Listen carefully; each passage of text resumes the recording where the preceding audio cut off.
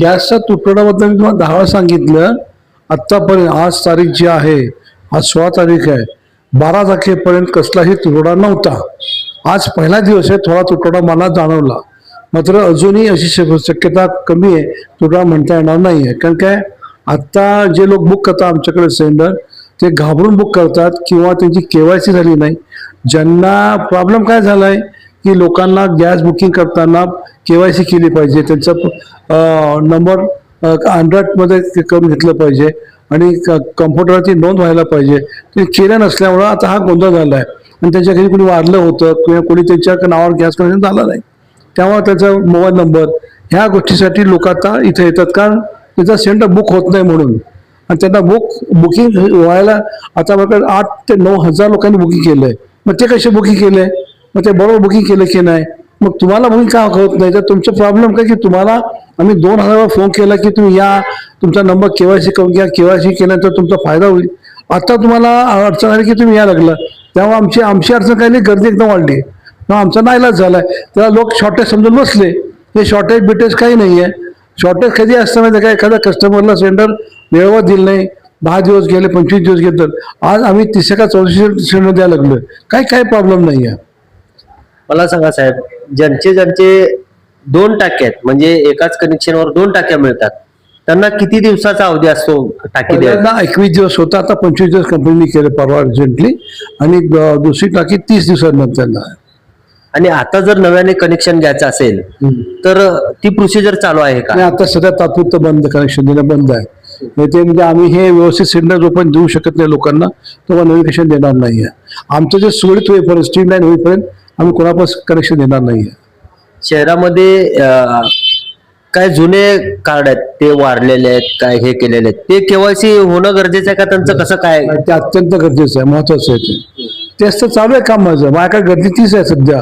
माझ्याकडची सकाळची लाईन येते, लोकांची लाईन येते ना, ते असेच आहेत की ज्यांचे आई वडील वारले, मुलगा वारला किंवा मात्या वारली आणि तिचं मग कनेक्शन तिच्या आजीवर नव्हतं, आजीच्या नावाने होतं, मावशीचं कनेक्शन होतं, ह्या सगळं. आणि मग त्याच्यात काय येते की डिपॉझिटमध्ये सबसिडी जमा झाली त्यांच्या खात्यामध्ये, ऑलरेडी सबसिडी जमा झालेली असते, मग ती सबसिडी परत ती रिटर्न केली पाहिजे कंपनीला आणि मग नाव करून घेतलं पाहिजे, हा नियम आहे. जरा राजकारणाकडे वळू म्हण. मला सांगा, सोलापूरचा विकास झालाय असं तुम्हाला वाटतंय का? सोलापूरचा विकास आता मी गेली 40 वर्ष सुषमा शिंदेच्यावर काम केलं म्हणून जेवढं काय त्यांना करता आलं आम्ही त्याच्यावर केलेलं आहे. सोलापूर शहरामध्ये आपले सोलापूरचे विद्यार्थी जेव्हा कोल्हापूर युनिव्हर्सिटी जायचे STनी बसनी वगैरे, ते साहेबांना कधी आवडायचं नाही त्यावेळेला. आणि मग आपण म्हणून जेव्हा ते मुख्यमंत्री झाले, ते पहिलं काय काम केलं, तशी युनिव्हर्सिटी आणलेली आहे, पाण्याचा बंदोबस्त केलेला आहे. आणि सोलापूर शहर हे लहान आहे, त्यावेळेला कसं की आज त्यांना ताकद आमदार खात्याने दिली पाहिजे, मुख्यमंत्री दिली पाहिजे. त्यांच्या तकनीक थोडं काम करून ते सोलापूर शहर बरं केलं. त्यावेळेला एक्सटेन्शन करू नका म्हणून सांगितलं, म्हणजे हद्द वाढवू नका. आपल्या विरोधात बरेचशी मंडळींनी विरोध केला होता. आता तीच म्हणजे आमच्याबरोबर आहे आणि ते लोक आता हद्दवाढीला चांगलं झालं असं म्हणतात. हे आनंदाची गोष्ट आहे. आणि आता आज वाढल्यामुळे काय झालं की शहरामध्ये IT पार्क येण्याची शक्यता दाट आहे. माझे मित्र कैलासवासी महेश कोटेंनी पहिला प्रयत्न केला शरद पवारांकडे की बाबा ते साहेब आमच्या सोलापूरला IT पार्क द्या.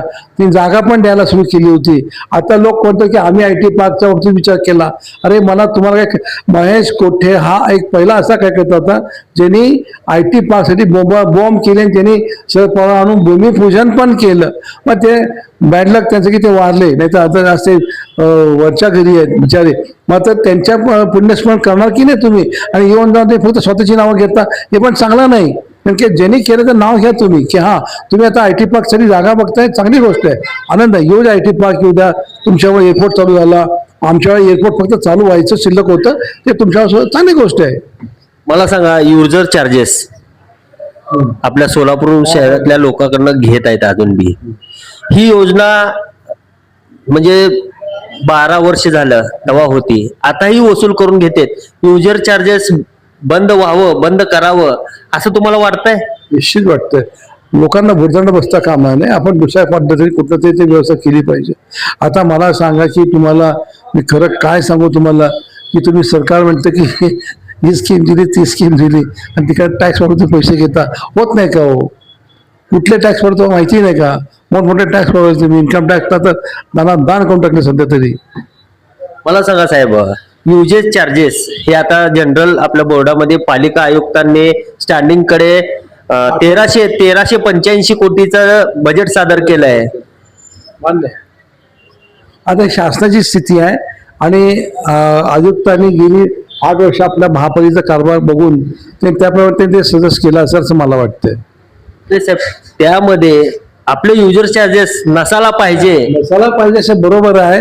मग त्यांनी काहीतरी बघितलं असेल ना कमिशनरने की इथं कमतरता भासते म्हणून त्यांनी दिलं असेल. साहेब, सत्ता आता भाजपची आहे. हो, आता ते मी काही बोलत नाही. मी सध्या राजकीय हॉलिडेवर आहे सध्या. मी सध्या राजकीय हॉलिडे असल्यामुळे मी कुठल्याही पक्षात काही बोलत नाही.